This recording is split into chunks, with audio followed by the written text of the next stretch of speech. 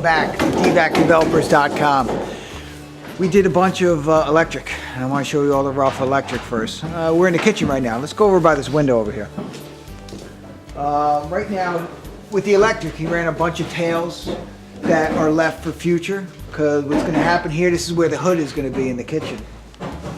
And right now the countertop, this is for countertop, so when we put all our outlets, we're going to put them actually in this house. I think we're going to put them over underneath the plug strips in this house, so they're not going to have outlets all in the back of the countertops.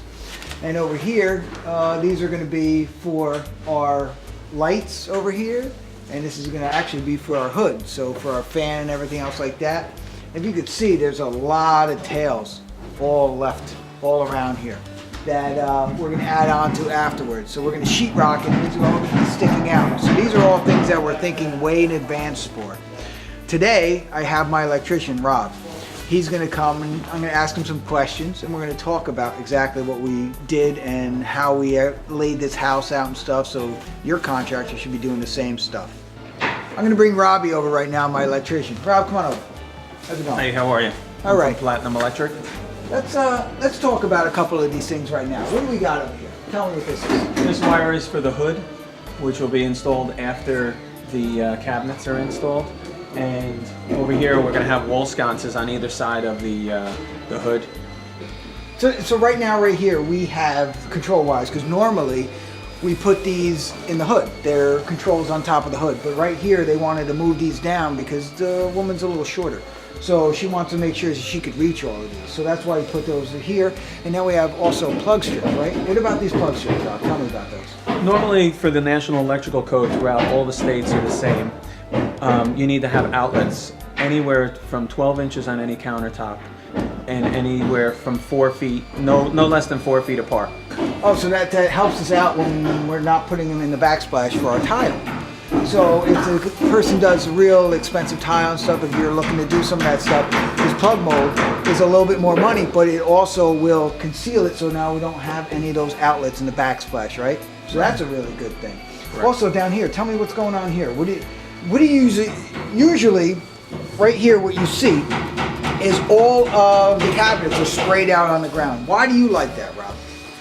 So we need to place all the devices, switches, outlets, and also wires for any of the cabinets. Even the lighting up top needs to be laid out based upon the layout of the cabinets. And every inch counts. We need to figure out every aspect of what's going into the kitchen, and also the appliances. Mark gets me all the appliance lists with all the specifications, so we know what size wires to run. So when what we like to do here, as you can see, as you bring this all the way around over here, is that everything is sprayed out. You got a dishwasher, you got a sink, everything like that. So it's like having the cabinets right on the ground. So all his electric wires and everything are run perfectly to that. Now if you look up here, you see all the hi-hats. All the hi-hats now, we're measured all out perfectly. So we're in coordination with the cabinet guy to bring your cabinet, maker in here to lay this all out. And that helps you in the long run, doesn't it? Right. Just like everything else, that every trade touches electric, so we have to coordinate with every aspect of the job, including the kitchen cabinets, the tile, how close the distance is and how thickness of the tile, to make sure that all these devices are wired and correctly placed.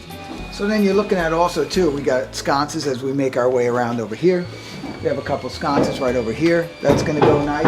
And then we make our way all the way this way. And I want to show you what's going on exactly in the backsplash over here. As we lay this all out here, we're going to have for an appliance garage. So this is actually, what this is an outlet in the backsplash, because it's going to be all covered anyway.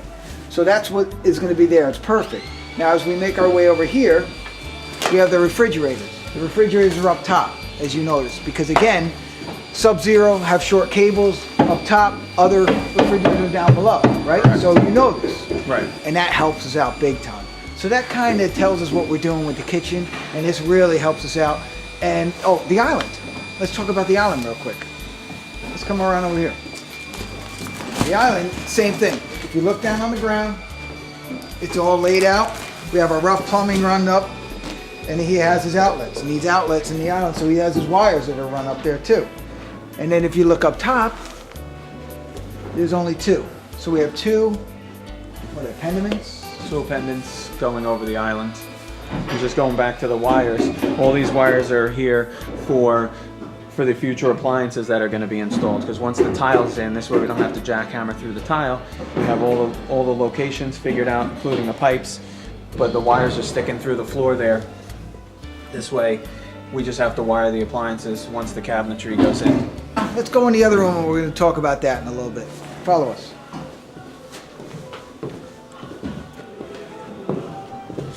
All right, we're in the great room right now.